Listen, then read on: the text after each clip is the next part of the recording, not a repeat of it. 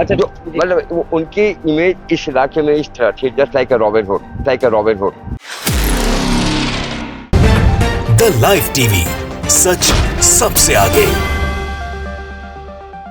नमस्कार, the live TV आप देख रहे हैं, आपके साथ मैं हूं आदित्य कुमार। अतीक अहमद और अशरफ की जिस तरीके से हत्या की गई, उसके बाद उत्तर प्रदेश ही नहीं बल्कि पूरे देश में बड़ा सवाल खड़ा हो रहा है कि उत्तर प्रदेश में लगता है कानून का राज नहीं है। विपक्ष लगातार इस सवाल को बार बार उठा रहा है, लेकिन क्या अतीक के इलाके में रहने वाले लोग उनसे डरते थे? क्या वाकई में अतीक को गुंडा मानते थे या अतीक को एक बुरा आदमी मानते थे? एक शुक्ला जी हैं, उन्हीं के इलाके के रहने वाले, उन्होंने अपनी दास्तां बताई कि अतीक अहमद यहाँ के रॉबिन हुड थे।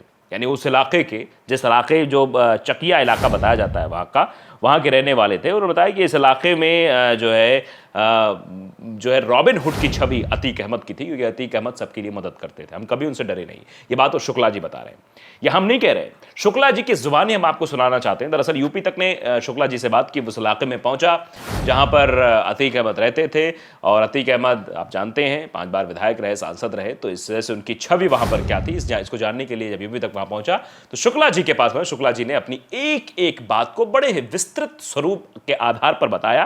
उन्होंने कहा कि ना अतीक अहमद ने यहां किसी को परेशान किया, लोग उनको नाम से जानते थे और वो भी लोगों को नाम से जानते थे, बाकायदे चाचा जी ने कहा, शुक्ला जी ने कहा। जरा शुक्ला जी की जुबानी आप सुन लीजिए कैसे वो अतीक के बारे में कह रहे थे। उसके बाद बताएंगे कैसे रॉबिन हुड भी बताया, क्योंकि उनकी मदद भी की थी शुक्ला जी की, और शुक्ला जी की कैसे मदद की थी ये भी हम आपको बताएंगे। सबसे पहले ये आप वीडियो क्लिप देख लीजिए। कि वो इस मोहल्ले के लिए किसी भी इंसान को ना उन्होंने कभी परेशान किया, ना बाई नेम एक घर को वो जानते हैं। तो देख लिया आपने, उन्होंने कहा, अब साबिती यही कहा, जो लोग आज उनका नाम नहीं ले रहे हैं वो लोग ये जानते हैं कि जब रमजान का महीना आता था तो घर भर के सामान उनके घर पे अतीक अहमद पहुंचाते थे।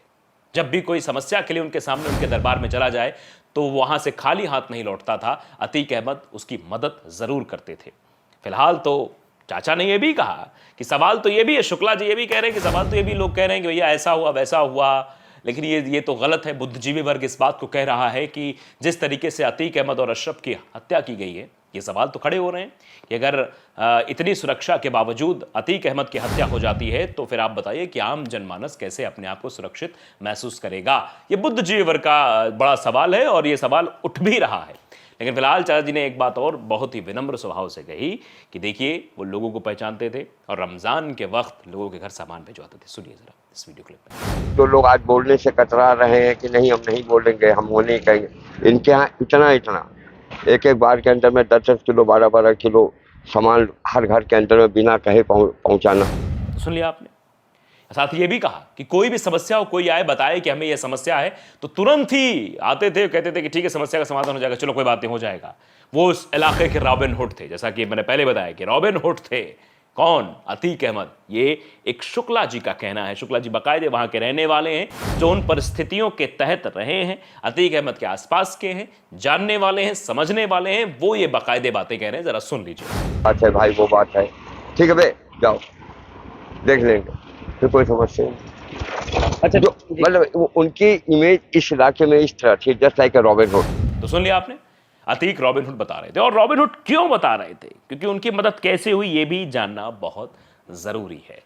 दरअसल उन्होंने बताया कि उनके बेटे का एक्सीडेंट हो जाता है, कोई मार देता है, यहाँ पे सर में चोट लग जाती है, जिस वजह से बहुत परेशानी होती है। कई अस्पतालों से डॉक्टर्स हाथ खड़ी कर देते हैं, इलाज नहीं हो पाता है।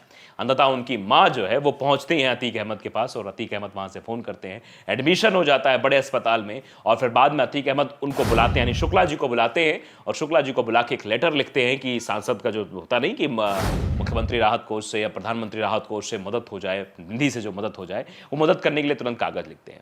शुक्ला जी ने बात स्वीकार की कि भले ही मेरे बेटे की जान नहीं बची, क्योंकि वो बेटा उनको गोवा में चला गया था।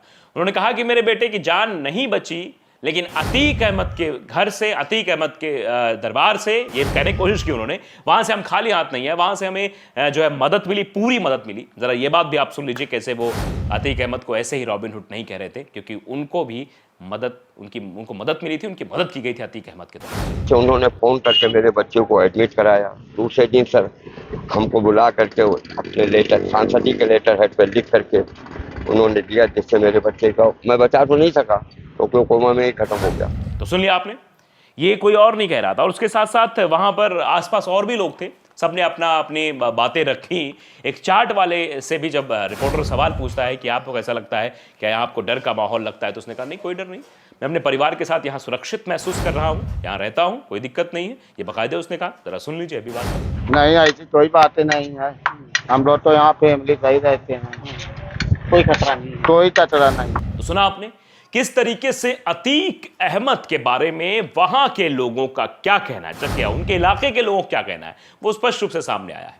अतीक अहमद की हत्या से उत्तर प्रदेश की सरकार पर सवाल तो खड़े हो रहे हैं कि कैसे इतनी सुरक्षा, हाई सिक्योरिटी के बावजूद वो लोग आते हैं, कुछ लोग जो मीडिया का आई कार्ड टांग के आते हैं और अपने आप को पत्रकार बताते हैं और बाइट लेने के मतलब फिराक में आकर गोली मार देते हैं। और फिर वहाँ का नज़ारा जो लाइव कैमरे में कैद हुआ, इससे पुलिस पर भी सवाल उठ रहे हैं। 17 लोगों को भले ही सस्पेंड कर दिया गया है, लेकिन अतीक अहमद का मर्डर जो है एक मिस्ट्री बन गया है। लेकिन अतीक अहमद के आसपास रहने वाले लोग जो उनके साथ थे वो ज़रूर ये कह रहे हैं कि हाँ, ये हुआ तो है, लेकिन उस पर सवाल ज़रूर खड़ा होता है कि आखिरकार इस तरीके से नहीं होना चाहिए था जिस तरीके से अतीक अहमद की मौत हुई है। आप समझिए किस तरीके से अतीक अहमद को वहाँ के लोग रॉबिन हुड बताते हैं कि वो रॉबिन हुड थे, लोगों की मदद के लिए वो सामने आते थे। तो ऐसे कई सारे लोग रहे होंगे जिनकी अतीक अहमद ने मदद की है। उनके इलाके के लोग ये बात स्वीकार कर रहे हैं। एक चाट वाला जो एक चाट लगाता है वो भी इस बात को स्वीकार कर रहा है कि अतीक अहमद से उसे कोई खतरा नहीं था।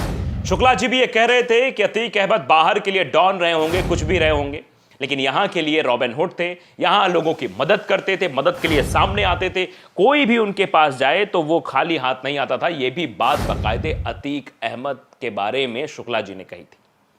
अतीक अहमद की मर्डर मिस्ट्री बनेगी, जांच होगी, एसआईटी गठित हो गई है, सारी चीज़ें हो रही हैं, लेकिन फिर भी आप समझिए कि अतीक को चाहने वाले लोग हैं जो ये कहते हैं कि अतीक अहमद ने लोगों की मदद की थी, खुद स्वयं शुक्ला जी की मदद की थी। शुक्ला जी बता रहे हैं कि उनको परेशानी थी, लेकिन फिर भी जो है वो बाकायदे जो है कह रहे हैं कि वो रॉबिन हुड थे। तो आप अंदाज़ा लगाइए कि मर्डर एक मिस्ट्री बन गई है, एक जाँच का विषय है, जाँच पुलिस कर रही है। कुछ लोग जो इस पर सस्पेंड किए गए, 17 लोगों का नाम बताया जाए, 17 पुलिस वाले इसमें सस्पेंड किए गए हैं। लेकिन क्या सस्पेंड कर देने से आम जनमानस अपने आप को सुरक्षित महसूस कर रहा है?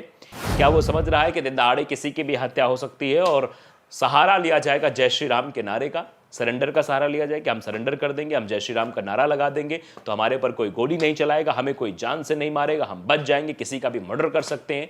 तो ऐसे में ये सवाल तो बुद्धिजीवी वर्ग उठा रहा है। ये लोग भी कह रहे हैं कि जिस तरीके से अतीक की हत्या हुई है, अतीक को मारा गया, आप समझिए कि कितनी पुलिस फोर्स वहां पर थी।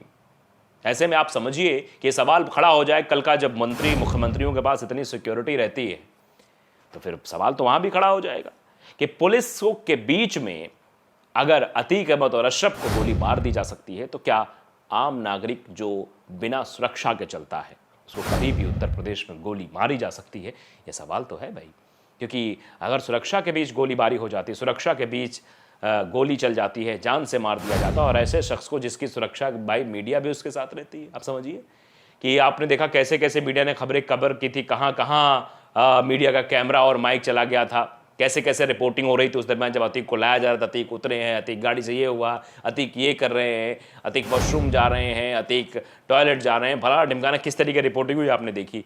उस दरमियान जहां पर मीडिया भी है, जहां पर पुलिस भी है, उस दरमियान अगर हत्या हो जाती है तो ये सवाल तो खड़े होते हैं। फिलहाल जो कुछ भी हो, लेकिन शुक्ला जी का ये कहना है कि रॉबिन हुड थे अपने इलाके के Atiq Ahmed. The live TV अगर आपने सब्सक्राइब नहीं किया, सब्सक्राइब जरूर करिए, बेल आइकन दबाइए ताकि सच खबर आप तक पहुंचती रहे। नमस्कार। द लाइव टीवी, सच सबसे आगे।